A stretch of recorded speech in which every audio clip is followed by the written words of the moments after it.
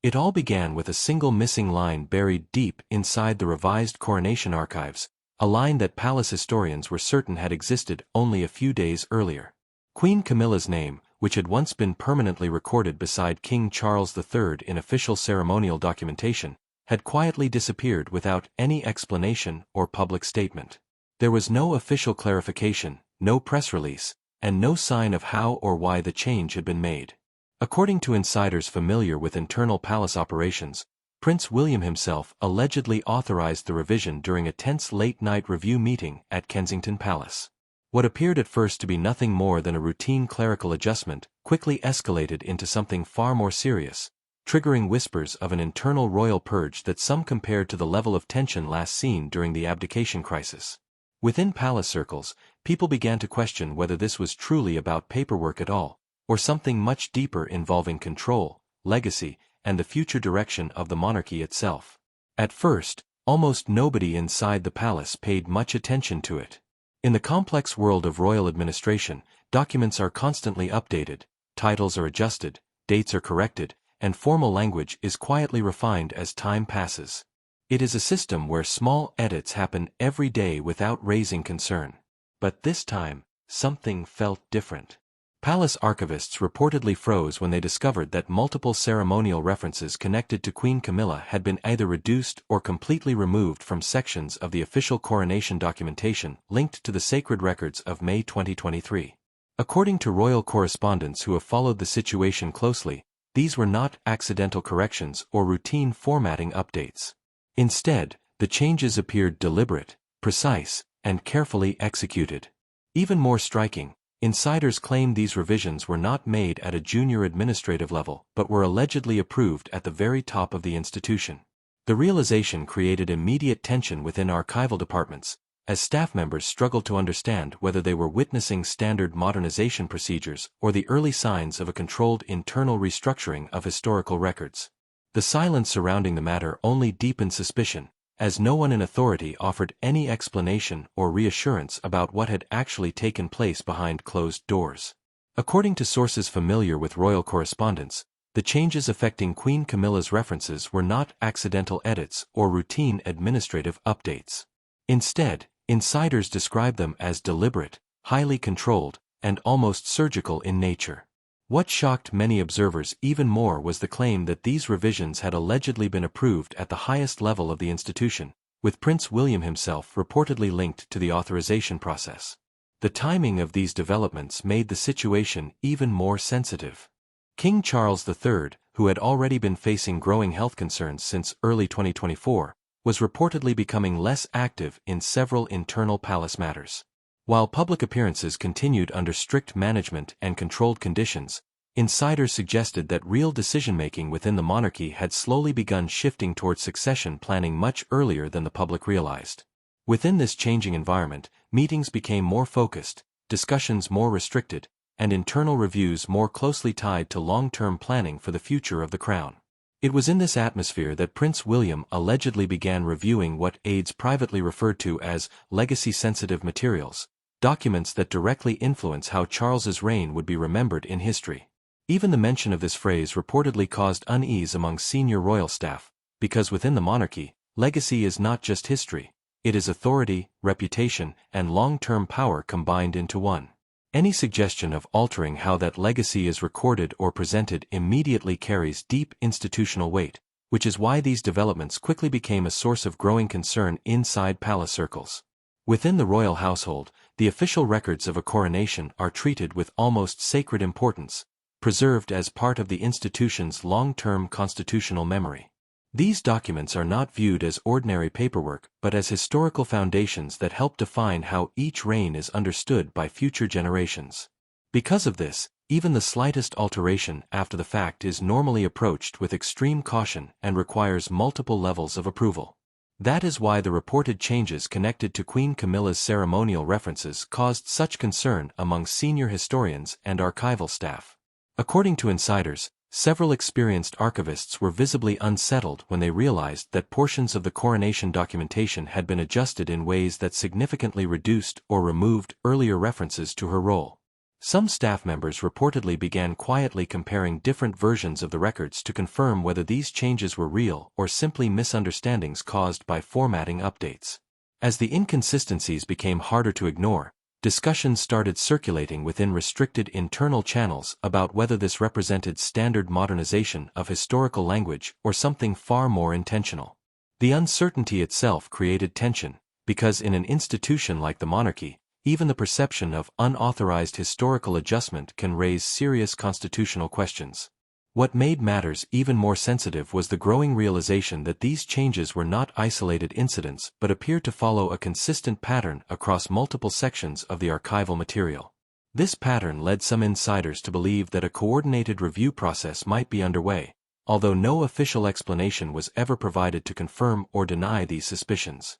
As concerns spread quietly through archival and ceremonial departments, royal correspondents began suggesting that the revisions were not random at all, but part of a controlled and highly structured process. According to those familiar with internal reporting channels, the changes were deliberate, precise, and executed in a way that left very little visible trace of decision-making. Even more sensitive was the belief among some insiders that these adjustments had received approval from the highest level of authority within the royal hierarchy. This is where Prince William's name began to surface in private discussions, with claims that he may have personally overseen or authorized aspects of the review process. At the same time, the situation was unfolding against the backdrop of King Charles III's ongoing health concerns, which had reportedly reduced his direct involvement in certain internal administrative matters since early 2024. While the king continued to appear publicly under carefully managed schedules, insiders claimed that much of the operational structure inside the palace had gradually shifted toward future-focused succession planning. This meant that long-term decisions about institutional direction were increasingly being handled within a narrower circle of senior figures. In that environment, even routine discussions about historical documentation carried added weight, because they were no longer just about preserving the past, but about shaping how the future monarchy would interpret that past. As a result, what might have once been seen as minor editorial adjustments began to be viewed as potentially significant decisions with long-lasting implications for the image and legacy of the crown itself. The timing of these developments made everything even more explosive within royal circles. With King Charles III reportedly dealing with ongoing health challenges, insiders suggested that his level of involvement in day-to-day internal operations had gradually decreased since early 2024. While official appearances continued under strict scheduling control, the internal machinery of the monarchy was said to be shifting toward a quiet form of succession readiness. Meetings became smaller, discussions more tightly controlled, and sensitive topics were increasingly handled within limited trusted groups. It was in this environment that Prince William allegedly began reviewing what aides described as legacy-sensitive materials, documents connected to how the reign of King Charles would ultimately be recorded in historical memory. According to insiders, this phrase alone caused unease among some senior staff, because it suggested not just administrative review, but potential influence over historical framing itself. Within the royal institution, legacy is not simply reputation, it is the structured memory of the monarchy, carefully preserved and passed down through generations. Any involvement in shaping that memory is considered highly sensitive, because it directly affects how future generations will understand authority, legitimacy, and continuity. This is why the growing focus on archival documents and ceremonial records quickly became a subject of quiet concern among those who understood the weight these materials carry inside the royal system. Even small adjustments, when viewed through this lens, began to feel far more significant than ordinary administrative edits. Inside the palace, the silence around these changes became just as important as the changes themselves. No official explanation was issued, and no public statement was made to clarify what was happening within the Coronation archives. This lack of communication only fueled further speculation among staff and royal observers. According to insiders, aides were allegedly instructed not to discuss the revisions in any public or informal setting, which only deepened the sense of secrecy surrounding the matter. As a result, the silence itself began to feel suspicious, as though something significant was being deliberately contained. Meanwhile, veteran royal journalists started hearing fragments of the same story from completely separate sources, each describing similar concerns about adjustments to ceremonial records linked to Queen Camilla. One correspondent reportedly received confirmation from an archival assistant, while another heard concerns from staff involved in ceremonial planning. As these overlapping accounts began to surface, a pattern slowly emerged that suggested the issue was not isolated to one department. By the end of the week, several senior historians within royal institutions were allegedly in contact with each other, trying to determine whether what they were witnessing was routine administrative modernization or something more deliberate and coordinated. The uncertainty created an atmosphere of unease, because in a system built on tradition and precision, even small inconsistencies in historical documentation can raise serious questions about control, intent, and institutional direction. What unsettled many insiders even more was not only the changes themselves, but the pattern forming around them. According to those familiar with internal palace restructuring, the adjustments to ceremonial records were reportedly happening alongside a broader tightening of institutional control linked to Prince William's growing influence. Administrative reviews were said to be increasing in frequency, access to certain historical materials was becoming more restricted, and staff members connected to older royal structures were allegedly being gradually sidelined from key discussions. At the same time, there were whispers of an internal shift in how information moved within the palace, with fewer people being included in sensitive conversations and more decisions being centralized within a smaller circle of trusted advisors.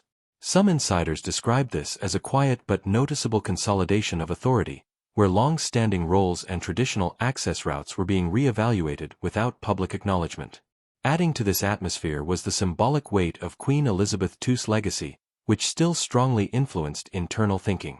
Her final years were widely associated with careful planning around continuity and institutional stability, and some insiders believe this philosophy is now shaping how current decisions are being approached. In that context, even minor administrative changes began to feel like part of a larger strategy focused on preserving control over the monarchy's long-term structure. This combination of reduced transparency, increased centralization, and historical sensitivity created an environment where uncertainty grew steadily, even in the absence of any official confirmation that anything unusual was taking place. By early 2026, whispers inside royal circles had grown too strong to ignore, pointing toward what some insiders allegedly called a heirs accord, a coordinated effort centered around Prince William aimed at stabilizing and reshaping the monarchy's future before the transition of power officially begins. At first, the signals were subtle and easy to dismiss: a reshuffled schedule here, a cancelled advisory meeting there, or a sudden change in attendance for internal discussions that previously included a wider group of aides. However, as time passed, these small adjustments started forming a clearer pattern of structured internal reorganization. Certain staff members who once had direct access to key ceremonial or succession-related conversations reportedly found themselves gradually excluded from those discussions without formal explanation. According to sources familiar with palace operations, these weren't random decisions but part of a broader, carefully managed restructuring process unfolding beneath the surface. Within this environment, Prince William and Princess Anne were frequently mentioned together, as insiders described an increasingly aligned approach to institutional discipline and long-term planning. Princess Anne, known for her strict adherence to protocol and unwavering enforcement of royal standards, reportedly played a significant advisory role in reinforcing operational structure, while William focused on future-facing strategic direction. Together, according to insiders, they represented a growing internal consensus around the need for tighter control over how the monarchy would function in the coming reign. This alignment reportedly intensified as concerns about King Charles III's health continued to circulate privately, adding urgency to discussions about succession readiness and institutional stability. As a result, what once appeared to be minor administrative adjustments began to be interpreted as part of a larger, coordinated strategy aimed at preparing the monarchy for a new era of leadership. As tensions continued to build behind palace walls, the situation reportedly evolved from quiet administrative changes into something far more serious and structured. According to insiders, what was once seen as routine internal review had now become a carefully managed process of institutional realignment, with Prince William and his closest circle allegedly playing a central role in shaping the monarchy's future direction. Staff members began noticing that communication styles within the palace were becoming more formal, more controlled, and noticeably more procedural, with fewer informal discussions and more direct, instruction-based messaging.